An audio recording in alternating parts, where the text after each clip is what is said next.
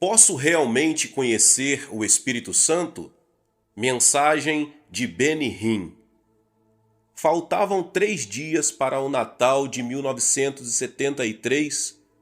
O sol ainda estava nascendo naquela manhã fria e nublada de Toronto. De repente, ele estava ali. O Espírito Santo entrou em meu quarto. Ele era tão real para mim naquela manhã, quanto o livro que está em suas mãos é para você agora. Nas 8 horas que se seguiram, tive uma incrível experiência com o Espírito Santo que mudou o curso da minha vida. Lágrimas de fascinação e alegria escorreram pelo meu rosto quando abri as Escrituras e ele respondeu às minhas perguntas. Parecia que meu quarto tinha sido elevado até o hemisfério do céu, me fazendo querer ficar ali para sempre. Eu acabara de completar 21 anos e essa visita foi o melhor presente de aniversário ou de Natal que já recebi. No fim do corredor estavam minha mãe e meu pai. Possivelmente nunca compreenderiam o que se passava com seu filho Benny. Na verdade, se soubessem o que estava acontecendo, poderiam ter levado à ruptura dentro de uma família que já estava à beira de se despedaçar. Por quase 2 anos, desde o dia em que entreguei minha vida a Jesus, não ocorreu praticamente nenhuma comunicação entre mim e meus pais. Foi horrível. Como filho de uma família de imigrantes de Israel, humilhei a todos por quebrar as tradições. Nada em minha vida tinha sido tão devastador. No entanto, aquele encontro era pura alegria no meu quarto. Sim, era indescritível. Sim, estava cheio de glória.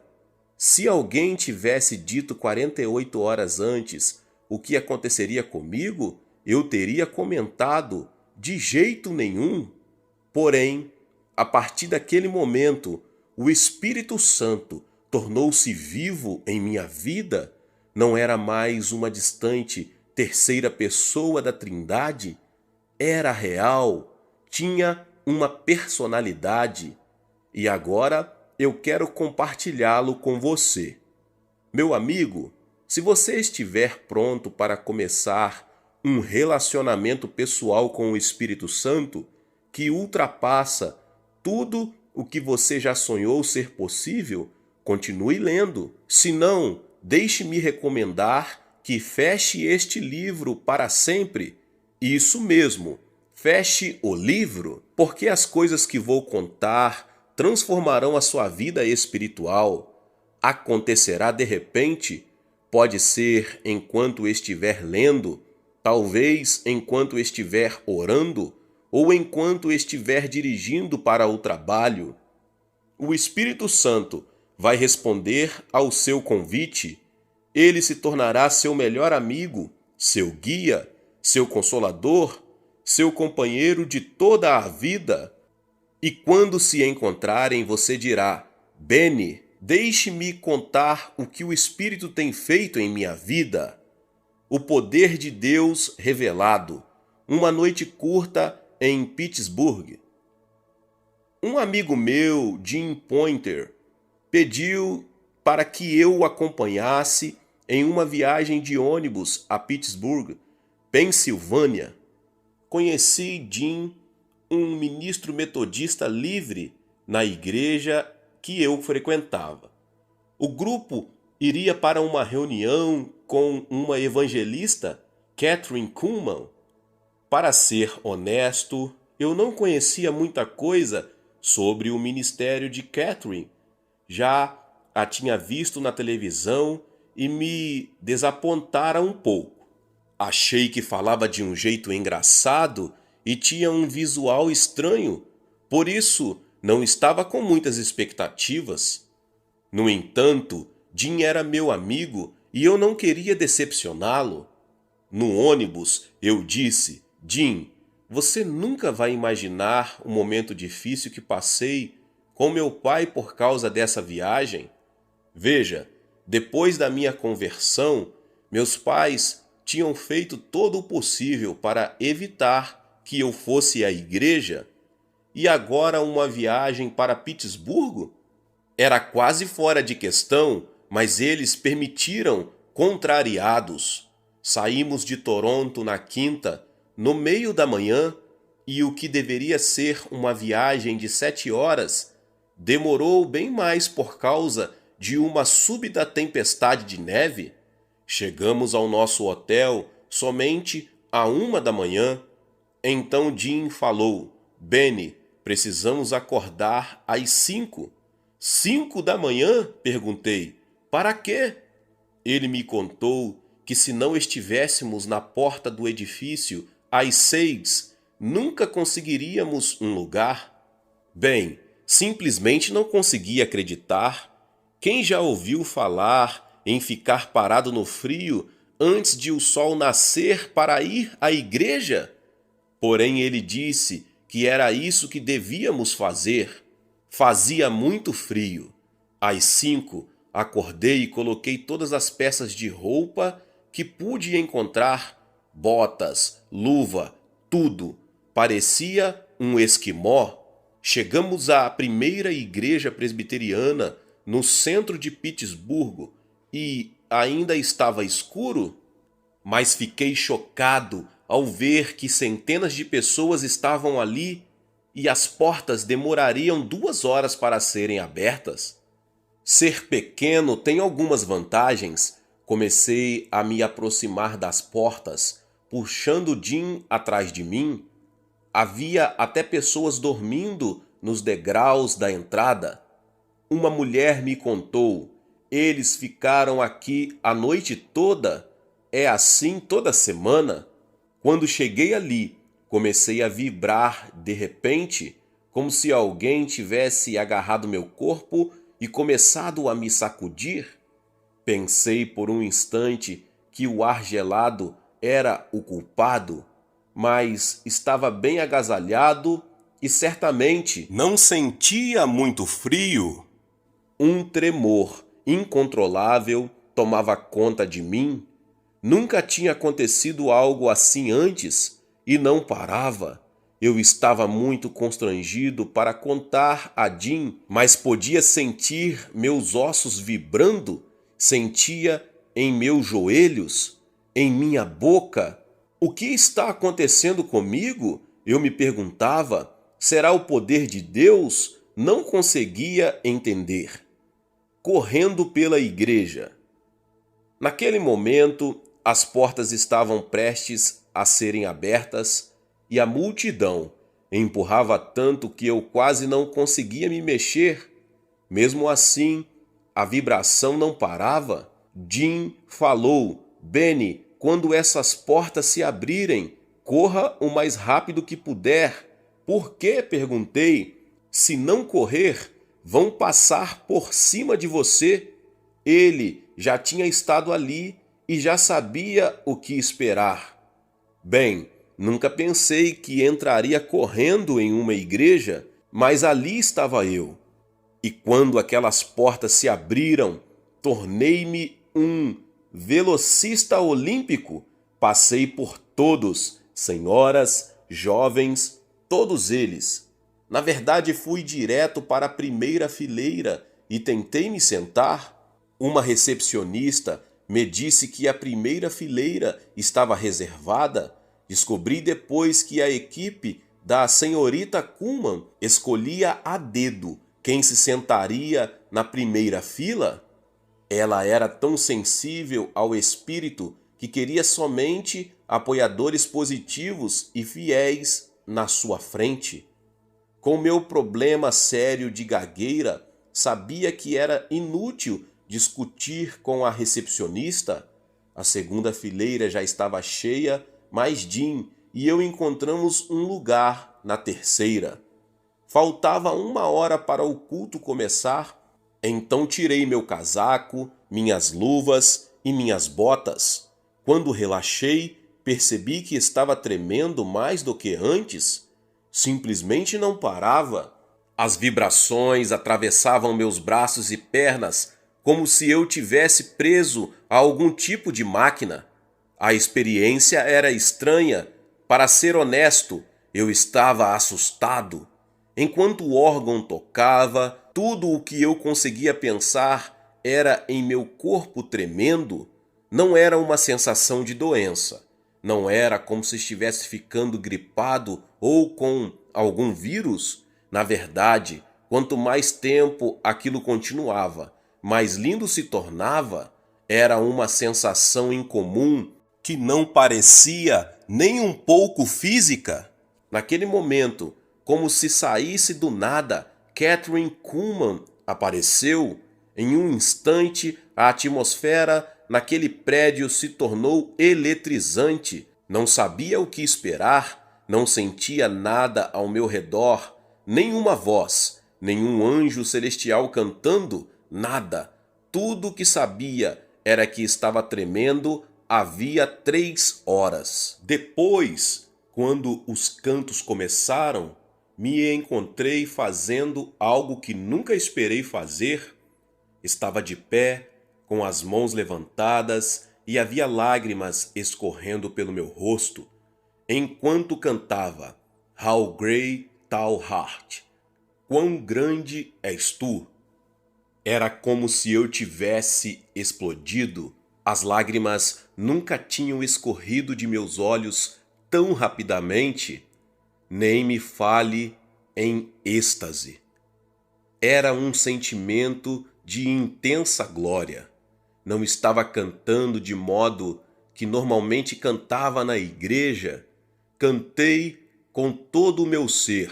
E quando chegamos às palavras Then sings my soul, my Savior God, to thee, então canta minha alma, meu Deus Salvador, para ti.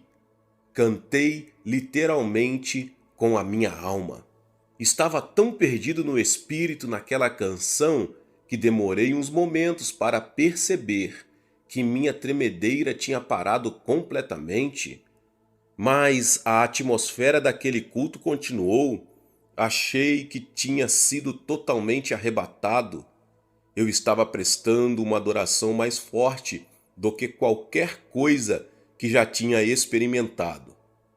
Era como estar frente a frente com a pura verdade espiritual. Não sei se os outros conseguiam sentir o mesmo que eu estava sentindo.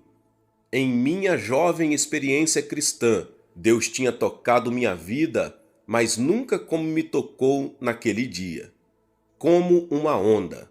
Enquanto fiquei ali parado, adorando ao Senhor, abri meus olhos para olhar ao redor, porque de repente senti uma corrente de ar e não sabia de onde vinha.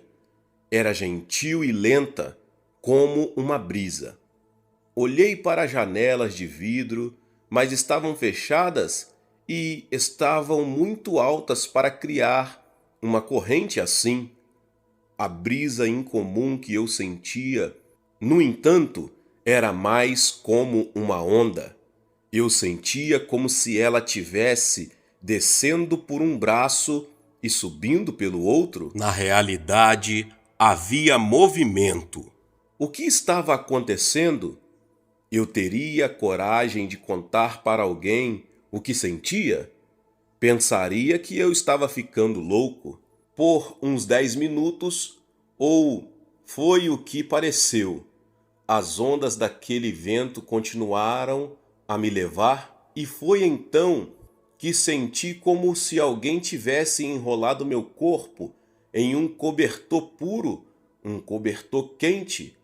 Kathryn começou a pregar para as pessoas, mas eu estava tão perdido no espírito que realmente não prestei atenção.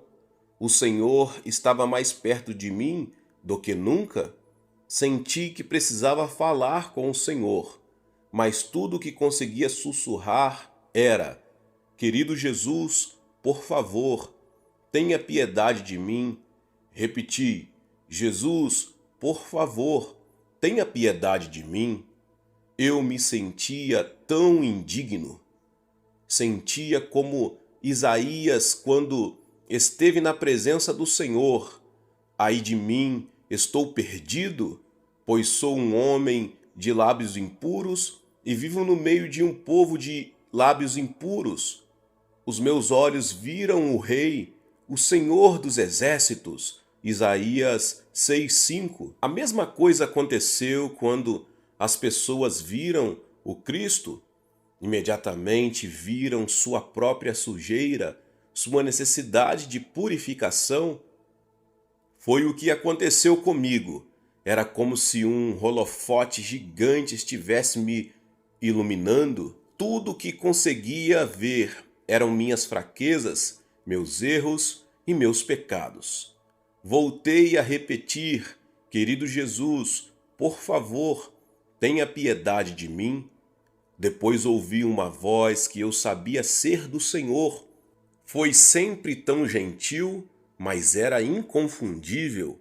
Ele falou para mim: minha misericórdia sobre você é abundante. Minha vida de orações até aquele ponto era a normal de um cristão médio.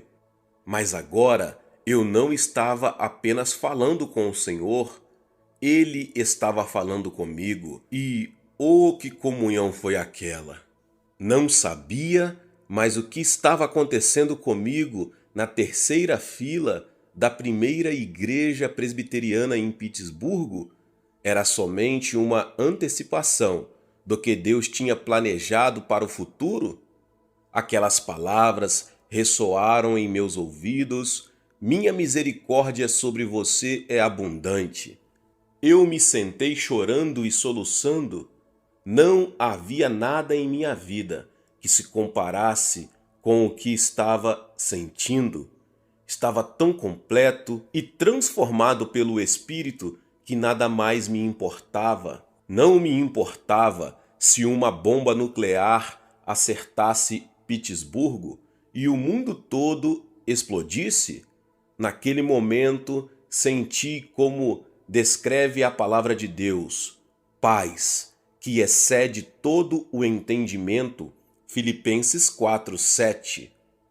Jim tinha me contado sobre os milagres que aconteciam nos encontros da senhorita Kuhlman, mas eu não tinha ideia do que estava prestes a presenciar nas 3 horas seguintes. Pessoas que eram surdas de repente podiam ouvir. Uma mulher se levantou de sua cadeira de rodas. Havia testemunhos de cura de tumores, artrite, dores de cabeça e muito mais. Mesmo seus críticos mais severos conheciam as curas genuínas que aconteciam em seus encontros. O culto foi longo, mas parecia um momento breve. Nunca tinha me sentido tão movido e tocado pelo poder de Deus antes. Por que ela está chorando? Enquanto o culto continuava e eu orava em silêncio, tudo parou de repente. Pensei: por favor, Senhor, não permita que esse encontro termine. Olhei para cima e vi Catherine segurando a cabeça com as mãos enquanto começava a chorar. Ela chorou e soluçou tão alto que tudo parou. A música parou, os ajudantes ficaram congelados em suas posições. Todo mundo olhava para ela e eu não tinha a menor ideia de por que ela estava chorando. Nunca tinha visto um ministro fazer isso. Por que ela chorava? Contaram-me mais tarde que ela nunca tinha feito qualquer coisa como aquela antes, e membros de sua equipe se lembram desse dia até hoje. Continuou chorando por uns 2 minutos, depois levantou a cabeça. Lá estava ela, a poucos passos à minha frente. Seus olhos estavam queimando. Ela estava viva. Naquele instante, Kuhlman foi usada de uma forma que eu nunca tinha visto na vida. Apontou o seu dedo para frente com enorme poder e emoção, até dor. Se o demônio em uma pessoa estivesse ali, ela teria se livrado dele com um simples toque. Foi um momento de incrível dimensão. Ainda chorando, olhou para a audiência e disse com muita agonia: "Por favor." Ela parecia esticar a palavra. "Por favor, não entristeçam o Espírito Santo." Ela estava implorando? Se você puder imaginar uma mãe implorando para um assassino não atirar em seu bebê, foi assim. Ela implorou e pediu: "Por favor." Ela chorava: "Não entristeçam o Espírito Santo." Até hoje posso ver seus olhos. Era como se estivessem me olhando diretamente. E quando suas palavras ressoaram pela igreja, dava para soltar um alfinete e ouvi-lo cair. Eu tinha medo de respirar. Não movia nenhum músculo. Estava me segurando ao banco na minha frente e tentando imaginar o que aconteceria em seguida. Depois ela falou: "Vocês me entenderam? Ele é tudo que eu tenho." Pensei: o que ela está falando?